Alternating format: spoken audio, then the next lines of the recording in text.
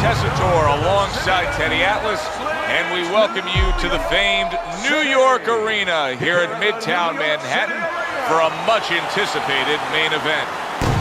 And the anticipation for this bout has grown as the week has gone on. A lot of talk behind these two. Now it's time to walk the walk. Russell's making his way to the ring right now, and he does so with an attitude that belies his in-ring intensity.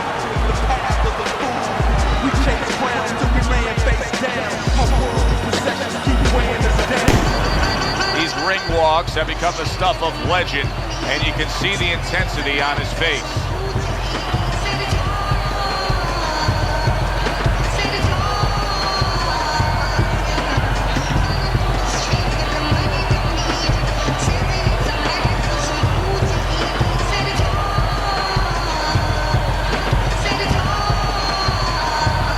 In the blue corner, hailing out of Washington, D.C., Junior Russell.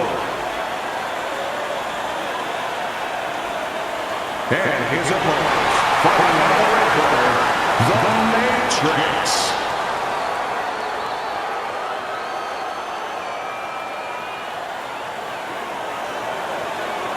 Okay, guys, we went over the rules in the dressing room. Let's touch gloves.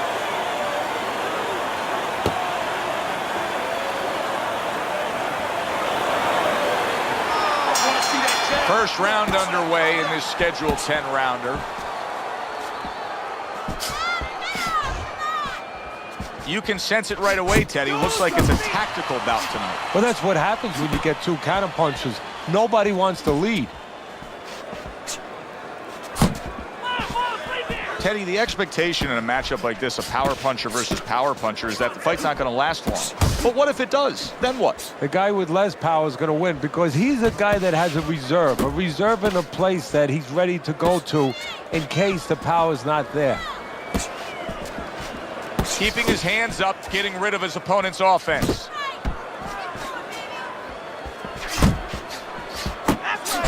He's committed to the combination punching now. It's working out well up top.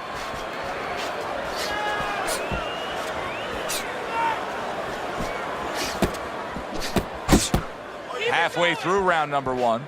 Takes one, gives one. The right hand scores well. Junior's at his best when the combinations are landing. He scored well there with that combo.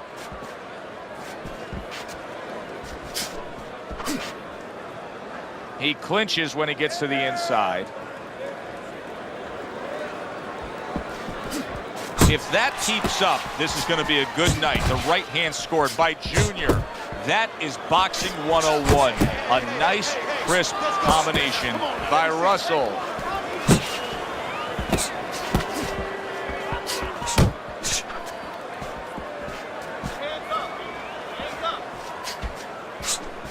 Here's one for you now, he says. Right back with the left hand.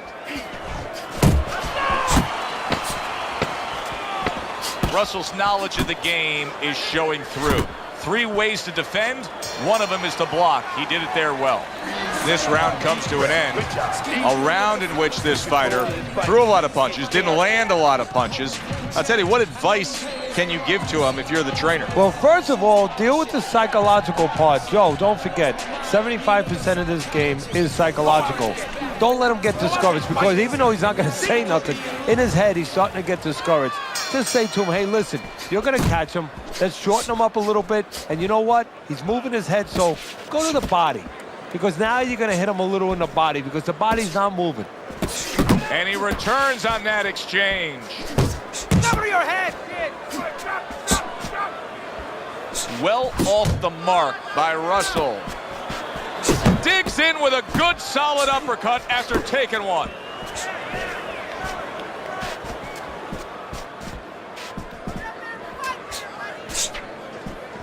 Very nice defensive guard there.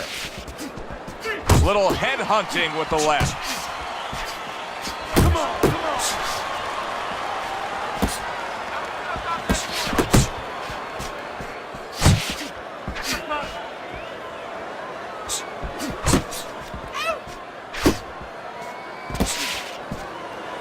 Junior's defense is now serving him well. Nice job blocking that punch.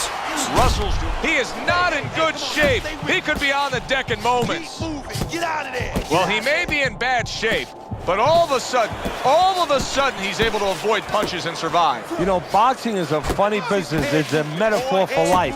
You know, sometimes you have somebody outside and they don't say what they want to say. They have to have a drink, a little alcohol to start saying the things that are on their mind. Sometimes a fight is no different. You know, he gets hurt, and now all of a sudden all his inhibitions are gone, and now he's doing all the things he's supposed to do because he's not thinking about anything except the things he should have been thinking about. It's automatic. Needs to improve that accuracy. Missed with the headshot.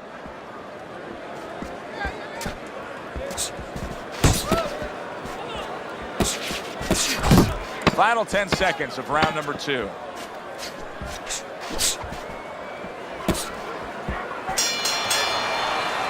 So end of the round, a round in which he was able to get to his man there, stunned him there. He's kind of got momentum now, doesn't he, Teddy? Yeah, he does. And you know he's going to want to build on it. He doesn't want to get reckless, careless, but he's want to keep it going that way.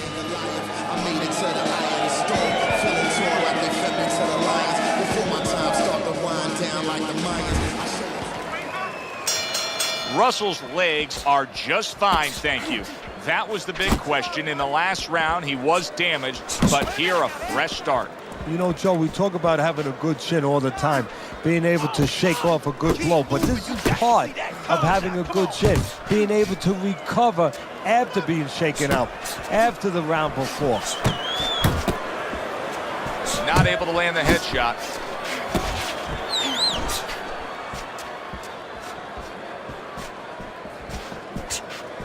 A good block. That's it. That's it. Junior's left now getting into the mix. Able to show you his blocking ability.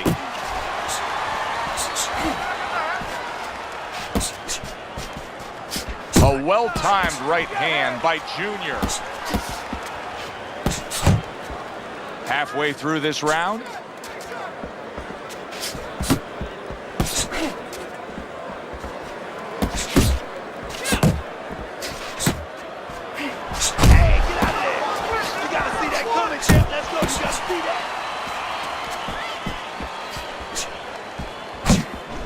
At this stage of a fight, Teddy, these very early moments, how much in your training career will you stress to a guy to try to go to the body?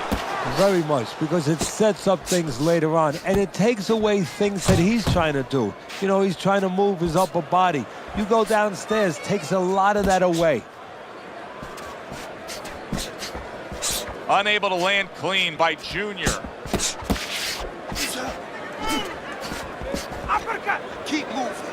Keep moving. Double up on those punches. Double up. Come on, double up on the punches. Last 10 seconds of round number 3. He took a shot, but he gives one of his own. A left hand scores. And round 3 comes to an end. Keep that jab pumping, then throw the lead right hand. You're winning this fight hands down, baby. Looking good. Looking real good, baby. Keep your hands up, all right? Keep them up.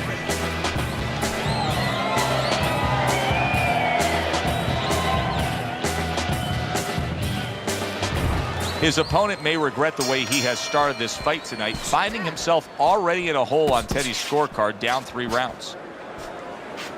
You can just tell that he's lacking that jab there. He just hasn't committed to throwing it at all. I mean, that's the most basic thing in the world, is to use that jab.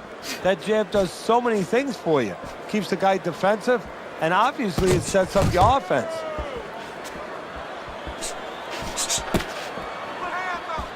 Unload! More punches! Jab, jab, jab. There's a nice left hand able to get in.